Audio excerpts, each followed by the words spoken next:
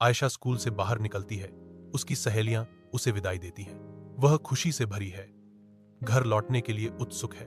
उसके चारों ओर स्कूल का प्रांगण खेलते हुए बच्चों की आवाजों और पक्षियों के खुशी भरे गीतों से गूंज रहा है। आयशा सड़क पर चलती है। उसकी निगाह जमीन पर किसी चीज पर टिकी है। वह नीचे झुकती है। उसका हाथ एक पर्स तक पहुंच रहा है। आयशा पर्स उठाती है। आयशा के चेहरे पर लालच की एक झलक दिखती है। आयशा अपनी मां को अपना पर्स दिखाती है।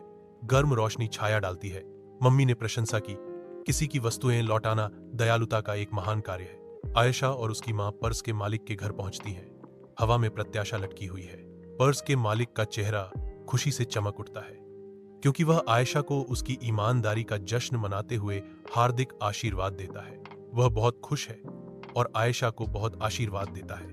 वह उसकी ईमानदारी की प्रशंसा करता है। आयशा गर्व से मंच पर खड़ी है। दोस्तों और शिक्षकों की प्रशंसा भरी नजरों के बीच ईमानदारी पुरस्कार स्वीकार कर रही है। आयशा की आवाज में सच्ची कृतज्ञता झलकती है जब वह कहती है, आप सभी का बहुत बहुत धन्यवाद। मैं बहुत खुश हूं।